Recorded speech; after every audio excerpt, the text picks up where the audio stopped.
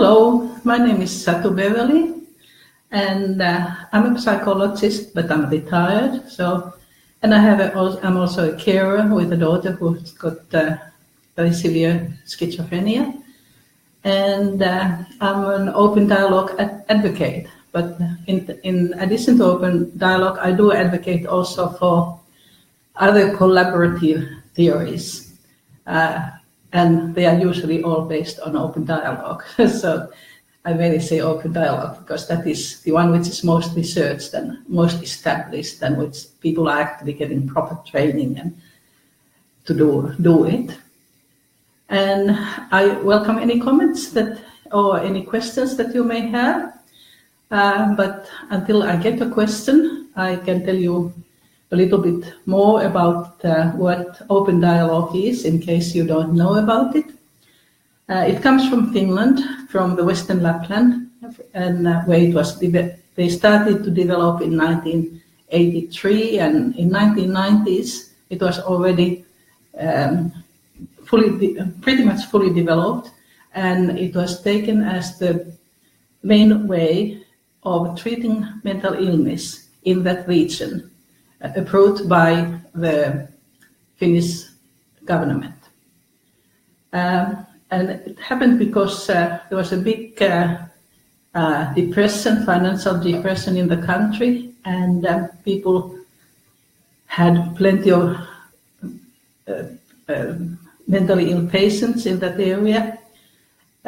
It was said that in those days there were more people with schizophrenia in Western Lapland than anywhere else in Europe.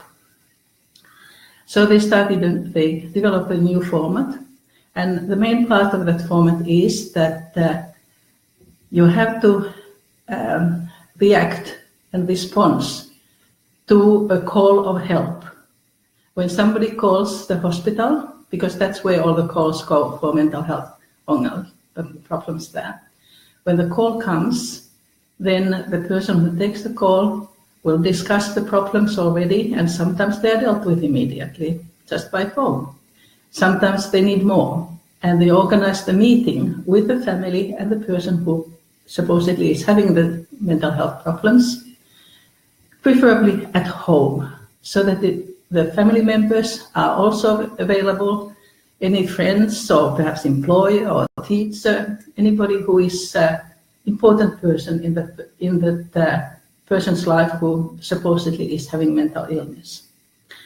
They prefer to have the meeting at home because they don't want to label the person mentally ill.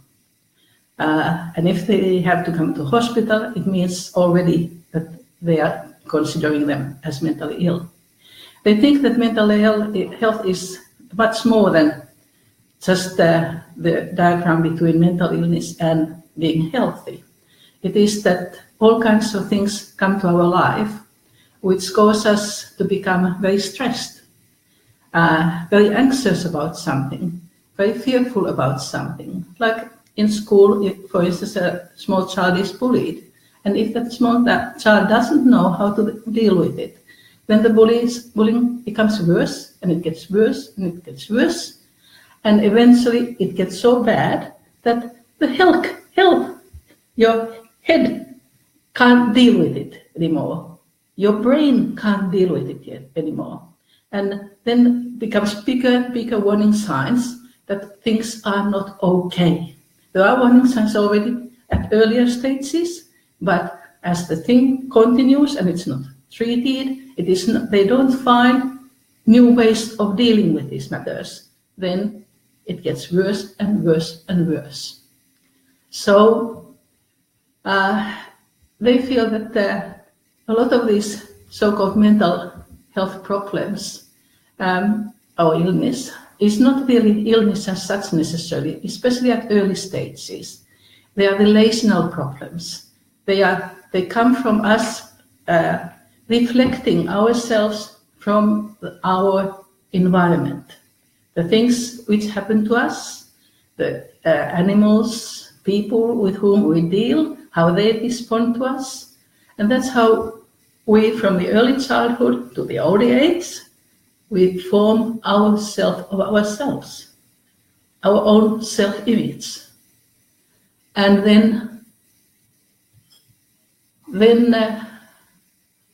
what is the PDF? I don't know what you're talking about. So somebody asked about PDF, but I don't know what the PDF they are talking about. So anyway, so the idea in open dialogue is that we should deal with all these little warning signs that come, which will become bigger and bigger and bigger, and eventually may become mental health problem, as early as we can see them. And then if we do that, then we most likely will not become mentally ill. So the warning signs, they are like bells which ring and said, oh, I'm not okay, something's happening. And when those bells ring, no matter what age we are, others should react to them. And we should ourselves also react to them and say that, well, yeah, things are not okay with me. I do need to talk with people. I need to find out what is happening in my life. So that's basically what open dialogue is, the way they approach the situation. So there is warning signs, and when the warning signs get really big, then it is like a volcano which just bursts out. It is not just a little bit of a rumbling, not just a little bit of smoke coming out, but the whole mountain kind of blows up. The same happens to a person when things get too much, really too much to the head for the brain to deal with. It kind of blows up also in a way, and it comes out as a psychosis. Now, psychosis is also, it's not really showing that there's a mental health problem necessarily. It shows that there's something really bad happening within the person. And it may be, for instance, that the person hasn't been sleeping for a couple of weeks, really not much at all. And when they haven't been sleeping enough, your brain starts to have trouble because there's a lot of chemicals there, all kinds of toxins, which accumulate in your brain and which are not kind of cleaned overnight when you keep on sleeping. And when there's enough of that pressure there, which accumulates all these kind of terrible things in your brain, then your brain says that, well, there's a problem. And it can be that you haven't been sleeping enough, and when you find that, well, or you get a couple of nights really good sleep, then you find you're fine. All these hallucinations or delusions, whatever they are, they're gone. So it shows that it wasn't that there was something actually broken in the brain, so to say. It means that there is some kind of a problem, which is actually a social problem, and it needs to be dealt with. You need to be taught new skills, new understanding of what is happening. And it's better if you can be seen as a psychiatrist or psychologist or doctor or whoever, but it should go first on talking, kind of dialogue, having a dialogue with a person, finding out what is in your life which makes it so hard. Instead of that when you go to the doctor and you say, well, I'm really feeling a bit so down today, I can't get even out of bed. And they give you just a medication. And then they give you more medication because that didn't really work well. And then you get more medication because you started to get some side effects. So new medication to get rid of those side effects. And so it goes on. And eventually you do get mental illness.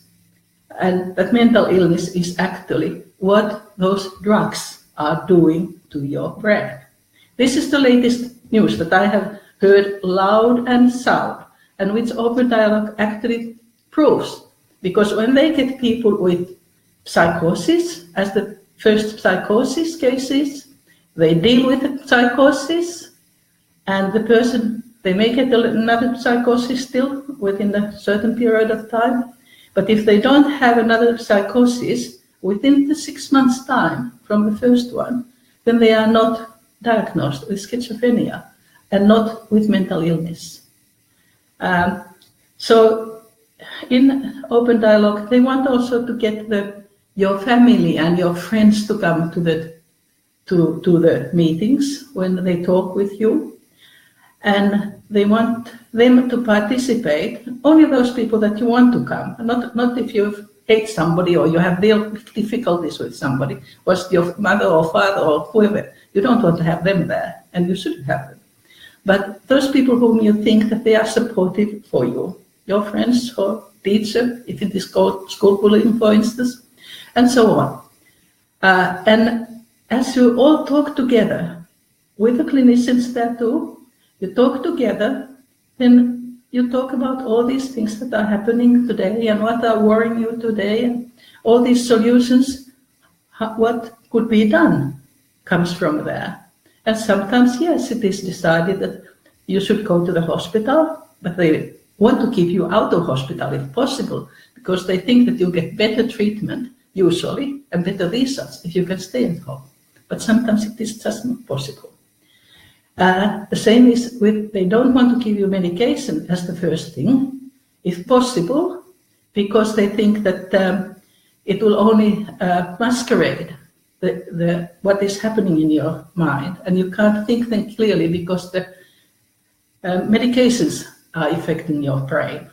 So instead they try to go at least the first few days without medications to see what can be done otherwise. And usually it is by using dialogue in some way, using different kind of activities, trying to find out what suits you, what would you like to do, what did you used to like to do, and so on. And how could you do it now? Anyway, yeah. So that's basically what happens with open dialogue. So it doesn't mean that you should say, I can't have medication at all. It is, don't have medication if you don't really need it. First, try to find if there are other ways of dealing with this.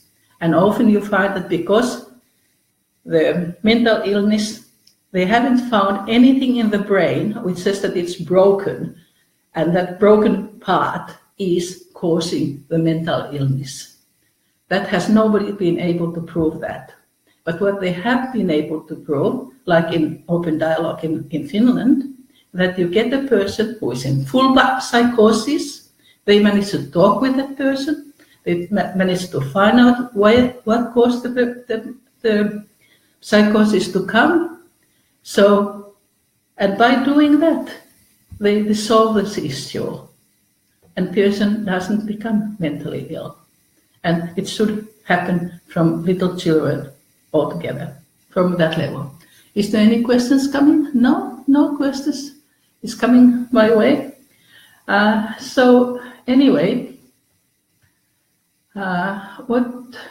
so really the dialogue is the most important part of the therapy in open dialogue.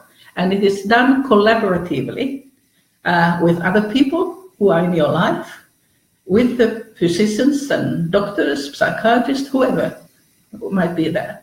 Now, if you need to go and find a psychiatrist or doctor, psychologist, somebody for yourself, the most important thing is that whoever that psychologist or clinician is, you can have a good relationship with that person.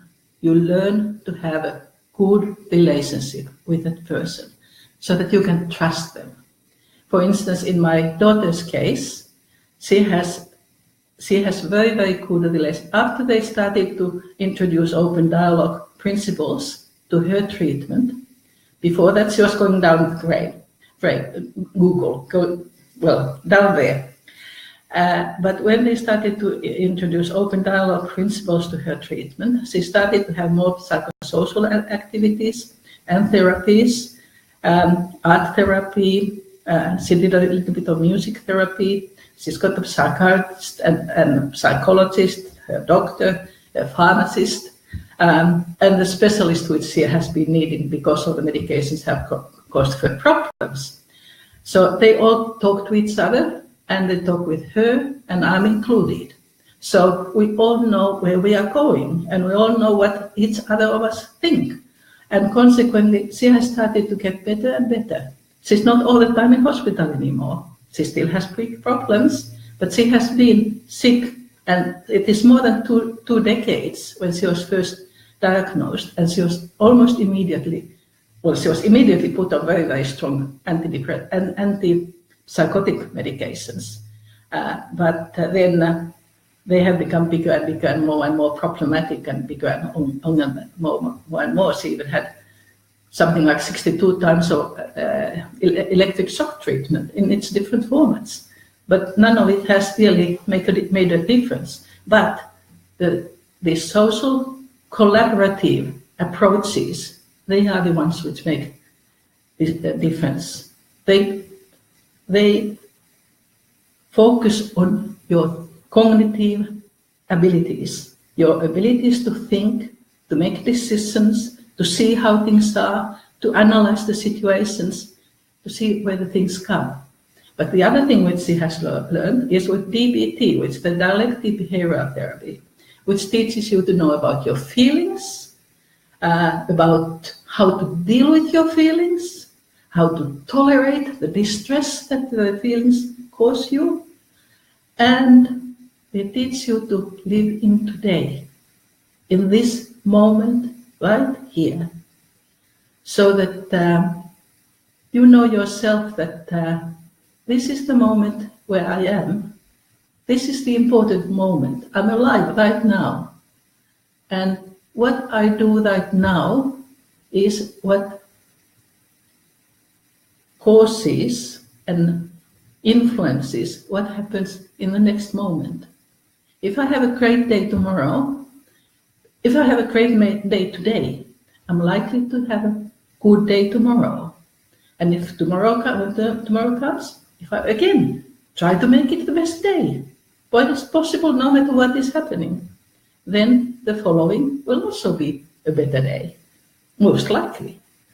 And if I did not learn new skills, how to deal with difficult challenges and difficulties that come to my life, it means that I am that much better able to cope with whatever else comes in my life.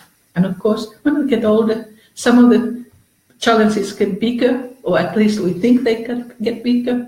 But in reality, I think that the small child, they get the challenge, it's probably just as big as the one I get. It's just that I have got already many more skills and knowledge and experience how to deal with things than the little child has. But we learn. So it's all kind of relationships. It's thinking, listening, and so on. Now, I was told also there's a question here now. Let's see. This is, yes, Jamie Lee actually is asking, is open dialogue effective for all mental illnesses or just schizophrenia and psychosis? Yes. In Lapland, in Finland, Western Lapland, they treat all mental illness this way.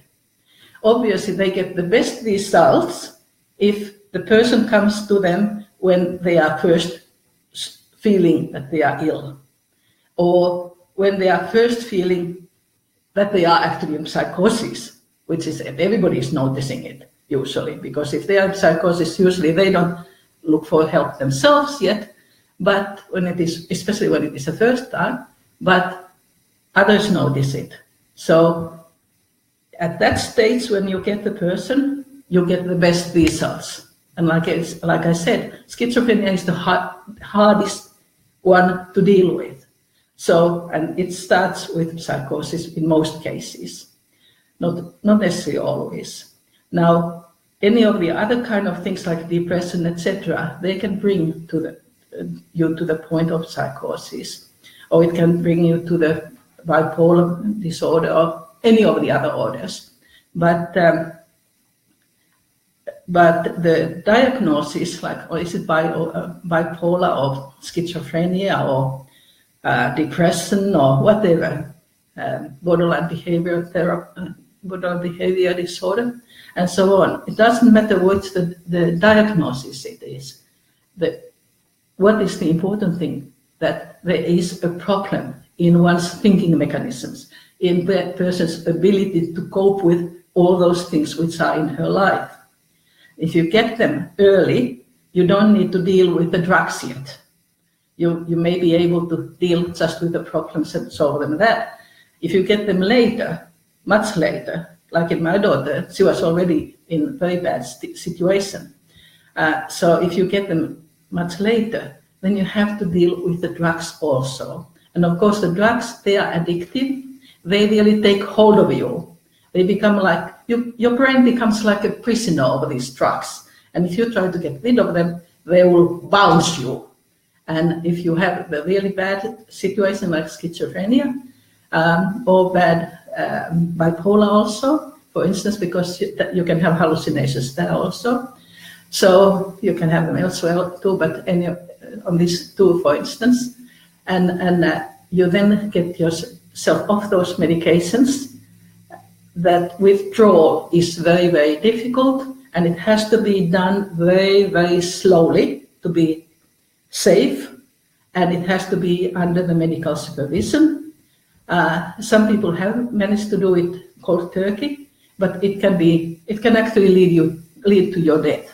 So it is very dangerous, and it is better that it is done under supervision. It is done by very, very slow withdrawal from those drugs. And I need to warn you also that it's going to be very, very difficult in terms of what you feel and how your head will react to it, because your head will react to it. But it is not because you have a certain illness, but it is because the effect those drugs have on your brain, and how your brain then tries to work out with a new situation. So it works in all situations, and my daughter is a perfect example, and so is this one, Lumi Winterson, who wrote this book. Oh, this way, I mean to show it to you. It's called The Girl in the Mirror, and she tells her life story. And from that story, if you did it the right way, you can see how there are all these warning signs from her early childhood to the stage where she was given some drugs for depression, and then when she was eventually admitted to hospital in very big psychosis, and then about all these treatments that she got, how in her case also it was the introduction of open dialogue principles who started to get her better to a point that she actually was able to read this book, which now is available in some universities for the students of nurses of mental illness, for instance, as part of their training course. And even the health department, the Northern Sydney Health Department, has taken it for their staff training as a part. So it gives really good description what happens to the life of a person who becomes, first before they become mentally ill, after they become mentally ill, how they are treated on the drugs and with very little anything else, and then how, when the open dialogue principles are brought into the picture starts to change little by little. But it is a very long, difficult way. But at least there's more times which are happy times, more times when Lumi feels that life is worth living. But then she still is on these drugs. She still needs to deal with these drugs also. So it is a very difficult situation. Yeah, I talked already about my daughter's experience. Yes. Well, there hasn't been any other questions as such, but what I do is that I advocate basically for open dialogue, and I have done some really workshops, full-day workshops and part-day workshops, and got extremely good feedback from them. Basically, everybody who comes to the workshop, they say, "This is what we need. When can we have it?" And I'm so pleased that nowadays it is getting more and more foothold, because 2 years ago, the Sydney University employed a professor, established a chair for a professor who is researching what produces recovery type of things in mental health treatment.